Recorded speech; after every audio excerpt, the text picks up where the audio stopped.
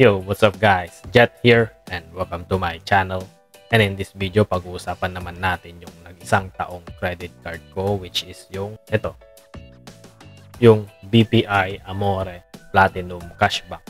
So ito yung unang credit card na diniscuss ko dito sa channel na to. And dito sa video to, since nag-isang taon na nga tong credit card ko na BPI Amore Platinum Cashback, nagkaroon siya ng annual fee. Yes, may annual fee yung sa akin. Papakita ko kung paano ko winave yung kung paano or ano ang mga options para i-waive yung credit card na to. Kung gusto mo makinig sa video to, makinig lang kayo. Pero don't forget to like, comment, subscribe to my channel. And i-share nyo na rin tong video. And i-discuss ko rin pala kung paano ang mag-increase ng limit dito sa BPI. And i-discuss ko din isang promo nila ongoing ngayon na merong no annual fee for life yung credit card nila, and meron yung isa na merong rewards points. Kaya kung gusto mo makinig ka lang dito sa video to. Tara sa video. So ang una nating pag-uusapan guys is yung experience ko dito sa card na to. Maganda tong card na to for dining purposes. Yun yung mainly na pinagagamitan ko tong card na to, lalo kung maka 1,000 above ako, meron agad akong cashback na 40 pesos. Pag ginamit mo to sa dining, meron ka agad 40 pesos na balik. Lalo kung maka 1,000 and above ka, pagsisimula sa 1,000 pesos, meron siyang 40 pesos na balik. So, kung mas mataas, mas malaki ang balik. At itong card na to pala is meron siyang 5,000 annual fee. So, malaki-laki ang annual fee to guys kasi platinum card siya, pero maganda yung mga perks niya kasi per month, pag nakagasto ka ng sa mga dining, nakagasto ka ng 1,000 and above, pwede mo siyang gamitin, and meron siyang 40 pesos na balik, and maximum niya per month is 1,000 pesos. So naiipon yung mga cashback mo, pwede mo siyang itawag na gamitin pang waive mo ng annual fee, or pwede din doon lang na ipunin mo muna, and pwede mo siyang pambayad ng bills mo kung gusto mong gamitin in the future. So dumako naman tayo dun sa mga options ng annual fee reversal nitong card na to. Nung kaninang tumawag ako sa kanila, binigyan ako ng option ng customer service kung paano ma-reverse tong annual fee ng BPI credit card ko. So yung unang binigay sa akin na option is yung gagawing monthly or gagawing co-convert siya ng installment. Yes guys, may binigay siyang option. I-convert ko daw sa installment within a year. So bale, parang naging 400 per month siya.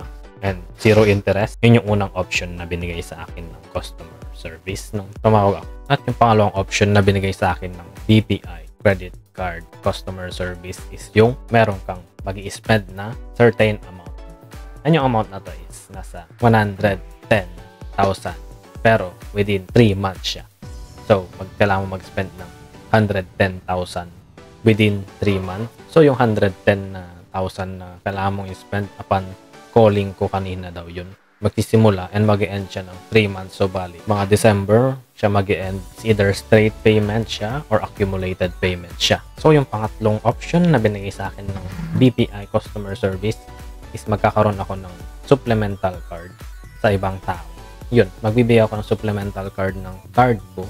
And since no annual fee for life naman yung unang supplemental card ng Amore Platinum, sa susunod ko na lang gagamitin yun. So yung kinuha kong option is yung pangalawa, yung mag-i-spend ako ng 110,000 kasi magka-Christmas naman na, and siguro makukuha ko yung or ma-attain ko yung 110,000 kung isang card lang gagamitin ko sa pag-i-spend for now. And mag-focus muna ako sa BPI kasi foods and everything, yun ginagamit ko sa pag-con namin dun sa office din.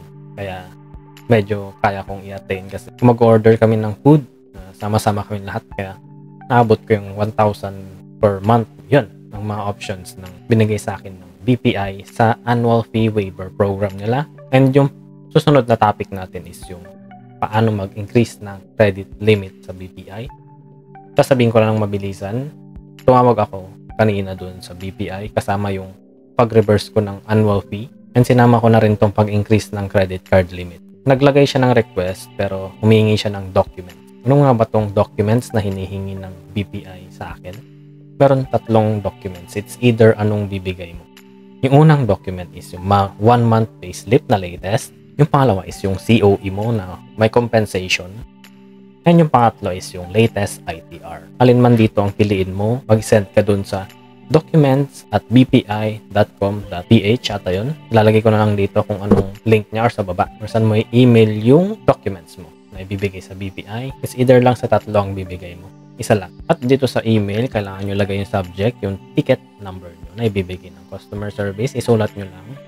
And yun yung subject na ilalagay nyo dun sa email. And yun magiging subject nyo sa email and lalagay nyo yung documents. Ipapadala nyo sa documents@bpi.com.ph. Yung pangatlong pag-uusapan naman na yung bago nilang promo. Sana ngayon lang ako nag-apply sa BPI pero yun, running to from August to December 2024. Ang pangalan ng promo na to is yung Do It, Do It promo ng BPI. Nalagay ko lang sa baba yung link sa promo nila na ito. So, yung sinasabi dito ng promo is merong dito na portion na magbibigay ng EGCs na 25,000. Yung maximum niya. Depende sa card na ma-applyan mo or ma-approvean sa'yo. And dito yung no annual fee for life na card nila. Magagawa mo lang to pag naka-apply ka ng isang card ng BPI and na-approve ka within 10 days yung pangalawa mong card ng BPI. So, pag lumampas ng 10 days yung approval ng isa pang card mo, I think hindi mo siya magagawa or hindi mag-click tong Do It, Do It na promo nila. Hindi ko sure kung may alam dyan, paki-comment na lang